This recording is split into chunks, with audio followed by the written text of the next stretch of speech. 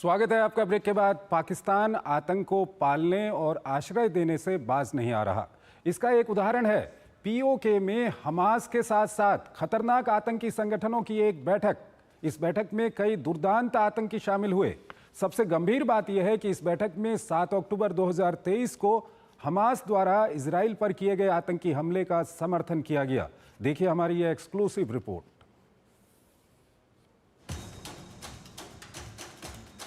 दान पर पल रहा और दहशतगर्दी को पाल रहा पाकिस्तान आतंक की फसल को पानी देने से बाज नहीं आ रहा है।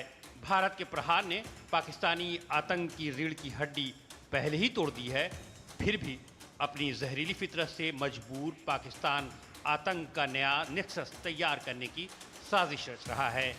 पीओके के रावलाकोट में बुधवार को आतंकियों का एक ऐसा ही जमावड़ा गाजा के नाम पर आयोजित किया गया।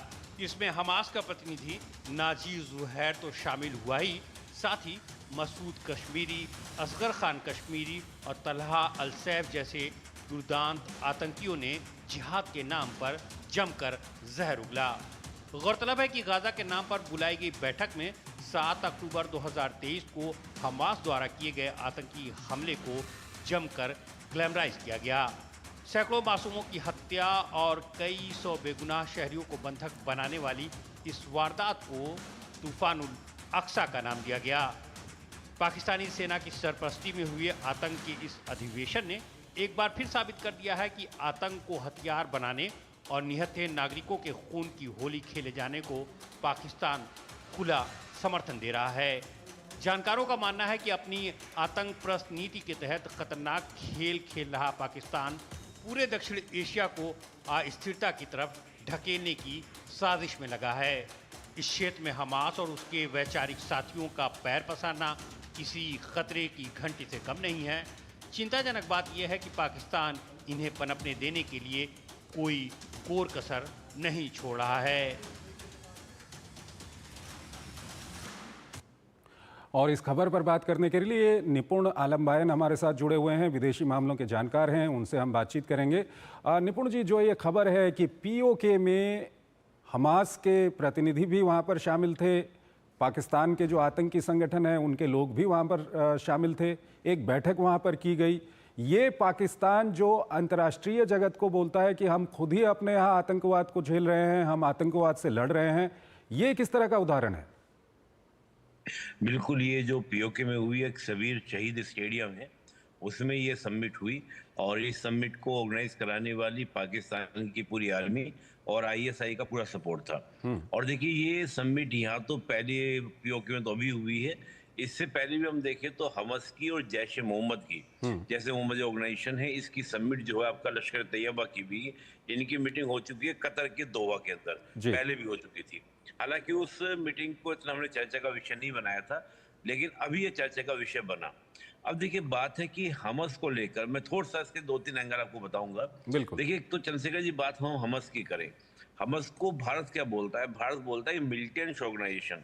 इसको हम हमास को एक टेररिस्ट ऑर्गेनाइजेशन नहीं बोलते। और जबकि हम देखें अमेरिका की बात करें, ऑस्ट्रेलिया की बात करें, न्यूजीलैंड की बात करें, यूरोप जापान देशों की बात करें, वो सब इसको एक टेररिस्ट ऑर्गेनाइजेशन बोलते हैं। उसकी 2-3 वजह हैं कि एक तो फिलिस्तीन कोज को लेकर हमारा कोई ये रहा है कि हमने 2 नेशन थ्योरी को क्या किया है, एक्सेप्ट किया है, स्वीकार किया है। और हम ये भी मानते हैं कि हमास जो 2007 में गाजा में पावर में आया था, तो वो आफ्टर द इलेक्शन पावर में आया, तो ठीक उसके बाद उसने इलेक्शन नहीं होने दिया। दूसरा बड़ा बात क्या है कि हमास के जो रिलेशन है हाल के दिनों में, जो आप देखेंगे रशिया से बहुत बढ़ चढ़कर हुए हैं और बहुत अच्छे से आपके रिलेशन क्या रशिया के साथ डेवलप हुए हैं। रशिया खुलकर जो है अब इजराइल के अगेंस्ट हो गया है और हमास को सपोर्ट करने लगा है। तो हम उसको कोर्स पर भी देखेंगे, अगर हम हमास को एक टेररिस्ट ऑर्गेनाइजेशन डिक्लेयर करते हैं तो हमारे लिए क्या होगा, रशिया के साथ रिलेशन बनाना, उसका मेंटेन करना कहीं ना कहीं एक दिक्कतें पैदा हो सकती हैं। दूसरा क्या है कि हमास ने कभी भी इंडिया को किसी भी तरीके से टारगेट नहीं किया। तो एक तो मैं हमास की एक स्थिति आपको बताना चाह रहा था कि हमास की कंडीशन भारत के साथ रिलेशन किस प्रकार के हैं। अब बात करें कि पाकिस्तान ये क्यों कर रहा है। देखिए, पाकिस्तान का हमेशा एक कोशिश रही है कि वो कश्मीर के मुद्दे को कहीं ना कहीं जिहाद से जोड़े और वो ये प्रयास करे कोशिश करने का कि जैसा गाजा में हुआ, जैसा गाजा में अत्याचार हुए या कहीं भी जो इस्लाम के ऊपर जो अत्याचार होता है, इस्लामिक लोगों पर जो अत्याचार होता है, उस अत्याचार को कश्मीर की आवाम से जोड़ने का कहीं ना कहीं प्रयास करता है कि कश्मीर के आवाम से जोड़े। आप याद करो जब 1989 में तालिबान ने, यानी कि उस समय तालिबान तो नहीं था, मुजाहिदीन थे अफगानिस्तान के अंदर, और मुजाहिदीनों ने रशिया को वहां से, यानी कि यूएसआर को वहां से निकाल दिया था। तो पाकिस्तान की पूरी कोशिश ये थी कि 1989 के बाद में उसने जो प्रॉक्सी वॉर स्टार्ट किया इंडिया के अगेंस्ट, तो उन मुजाहिदीनों को इंडिया के कश्मीर भेजने का प्रयास किया। और तभी आप देखें 90 में जो पूरा कश्मीर की वैली के अंदर जो हमने हिंसा का तांडव देखा, यानी कि जो कश्मीर की एक जो सूफियों कल्चर हुआ करती थी, सूफिज्म वहां पे देखने को मिलता था, वो इस्लामिक करने प्रयास किया।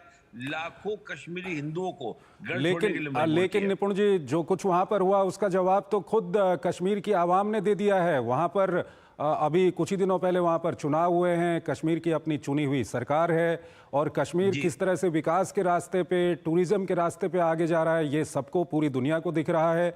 कश्मीर को किस तरह से आगे बढ़ाना है, इसको लेकर के लगातार जो भारत की सरकार है वो सक्रिय रहती है।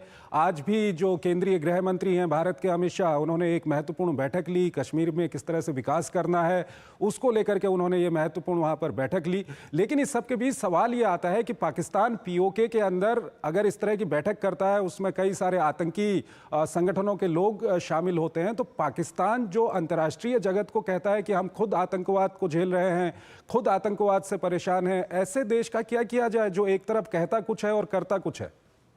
ठीक है जनसित, देखिए बड़ा सुंदर आपने प्रश्न किया। और देखिए इसकी बात किया है कि आप जो कश्मीर में जब 2019 में 5 अगस्त को कश्मीर का जो स्टेटस हमने चेंज किया, उसको एकदम भारत की अन्य भूमि की तरह बना दिया, तब से बेचैनी थी किसको, पाकिस्तान को भी और चीन को भी, कि भारत ने एक तरफा एक्शन लेकर और उस प्रकार से मामले को सुलझाया।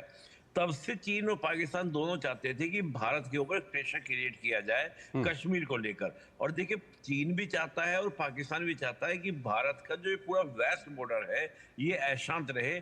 और चीन ने उसी वजह से कि भारत के वेस्ट बॉर्डर पे तनाव थोड़ा सा कम, मतलब भारत को प्रेशर बढ़ाया जाए और साथ में ईस्ट पर भी प्रेशर बढ़ाया जाए बांग्लादेश के माध्यम से। तो ये पूरी एक अंतरराष्ट्रीय साजिश है जो चीन और पाकिस्तान की ओर से थी।